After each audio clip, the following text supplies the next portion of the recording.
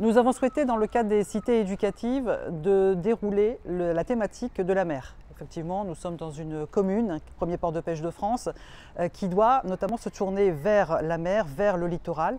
Et nous avons souhaité, dans ce cadre, à travers des activités pédagogiques, à travers notamment de la sensibilisation, pouvoir permettre aux jeunes enfants du Boulonnais de découvrir à la fois le littoral, de découvrir ce qu'ils recèlent, toutes les possibilités aussi de métiers qui s'offrent à eux sur la zone de Capécure, sur cette zone de port. Nous avons mis en place différentes animations, différentes activités. Nous avons notamment l'accompagnement pédagogique et nous avons également souhaité une action culturelle spécifique à travers les laisses de mer. L'école musée accueille une exposition surprenante collègues de bord de mer qui a été initiée par l'association SOS Laisse de mer et l'artiste Sophie Hélène. L'idée, c'est de nous expliquer dans un premier temps ce qu'est la laisse de mer, avec ce verbe important, laisser, nous éduquer à la façon de la ramasser, à en laisser une partie.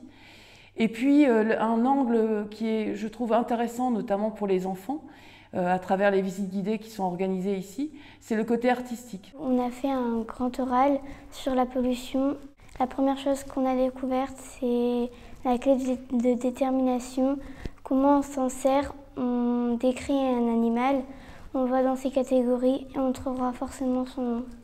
Ensuite, nous avons appris la chaîne alimentaire. Donc le phytoplancton se fait manger par le zooplancton. Le zooplancton va se faire manger par la moule et l'homme va manger la moule. Et à la fin de la chaîne alimentaire, c'est l'homme qui finit la chaîne alimentaire. Il y a la prof d'SVT qui vient du collège Angélique qui est venue dans notre classe pour disséquer un calamar devant nous et pour nous montrer ce qu'il y avait dedans, donc beaucoup de déchets. Donc il y avait un cure-dent, beaucoup de plastique. Il y avait aussi juste un tout petit peu son alimentation, donc des pâtes de crevettes et des antennes. On a été à la plage de Boulogne-sur-Mer pour dépolluer la laisse de mer. On a trouvé beaucoup de déchets plastiques, dont des masques, des jouets pour chiens, des jouets pour enfants.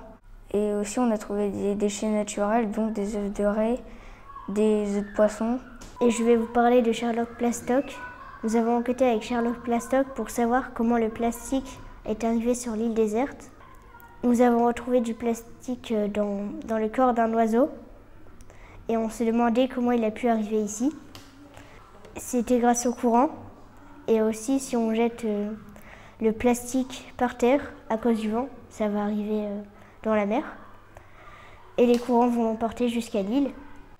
Et notre but, ça serait de ne plus avoir de bouteilles en plastique à l'école, de remplacer par des gourdes en inox et pour les remplir une fontaine.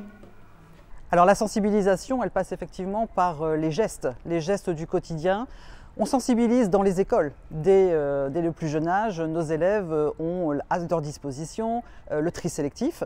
Donc ils sont appris, on leur explique où sont les déchets ultimes, où sont les déchets recyclables. Ce sont autant de démarches qui sont effectuées et puis bien sûr on leur apprend aussi que ce que l'on jette notamment dans le ruisseau, ce que l'on jette dans la grille d'égout, eh bien, on leur apprend que tout cela a un cheminement et que ce cheminement c'est la mer et que malheureusement dès que l'on jette quelque chose de polluant à proximité de soi, eh bien, ça se retrouve dans la mer et donc il faut les sensibiliser à avoir le geste éco-citoyen et plutôt se diriger vers une poubelle plutôt que vers le ruisseau, vers l'égout.